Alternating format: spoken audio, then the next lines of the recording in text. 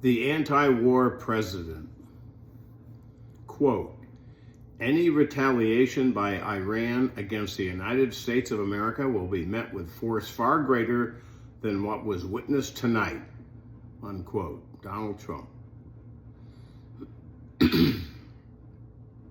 Quote, thanks for making us way less safe by starting another war, and thanks for stealing and wasting more of our money, unquote.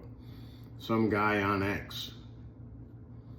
Last night, without congressional approval, without consulting Congress, the president unleashed very powerful bombs on Iran. The rationale for doing so has already changed more times than his hair color. In his 4-minute speech last night, the president, known for being a bully, said the following: Iran, the bully of the Middle East, must now make peace. If they do not, future attacks will be far greater and a lot easier, Trump said. Flanked by Vice President J.D. Vance, Defense Secretary Pete Hegseth, and Secretary of State Marco Rubio. This cannot continue. There will be either peace or there will be tragedy for Iran, far greater than what we have witnessed. Trump spoke for less than 4 minutes and offered virtually no explanation or strategic rationale for what is indisputably the most consequential foreign policy decision of his 5-month-old second presidential term. Beyond suggesting a possibility for de-escalation without explaining how that might happen, his remarks in parts veered into seeming confusion. Quote, we love you, God, Trump said at one point, and contradicted his own logic in a way that hinted at the danger of further U.S. military entanglement. Quote, the strikes were a spectacular military success, the president claimed. So when did this all begin? Was it back many years ago when his wealthy father was able to get a doctor to declare that his son couldn't possibly go into the military because he had bone spurs? Or was it some time later when he became obsessed with fake wrestling and then later with cage fighters? The man who would like you to believe is a peace-loving man seems to be enamored with violence. If you're like me and you trained in martial arts, the first thing you learn is to run away if possible. The next thing you learn is how to block an attack. Why? Because martial artists have a no first strike rule. They only respond to an attack and are obliged to respond in accordance with the level of that attack. Martial artists would never start a fight, and they tend to be very peaceful people. On June 5th, when talking about Ukraine and Russia, the president said, quote, it might be better to let Ukraine and Russia fight for a while before pulling them apart. Perhaps his rage comes from his father, who encouraged his sons to compete and fight against each other. He did have a poor relationship with his mother. From the Independent UK, and I quote,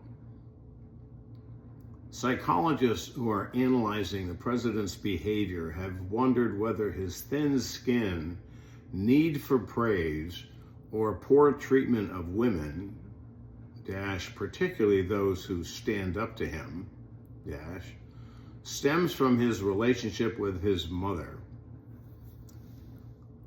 Prudence Gagosian of the American Psychoanalytic Association told Politico, quote,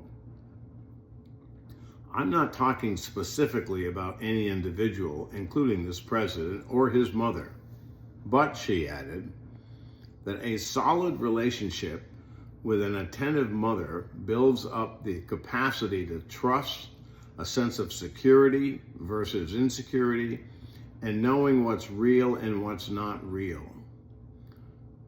Your mother helps you identify your feelings and develop a cognitive structure so you don't have to act on them immediately. And I think it's fair to say that the capacity for empathy develops through your maternal relationship. Unquote. What many have known since 2016, and others are discovering today, is that we're being led by a man who has no concern for the rule of law, no concern for our courts, no concern for Congress or the U.S. Senate, and no concern for the truth. His previous, quote, "I alone can fix it" statement leaves no doubt that he sees himself as being superior.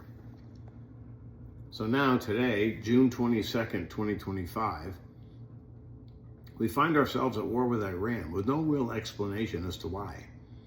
His statement saying that he doesn't want Iran to have nukes was less than inspiring.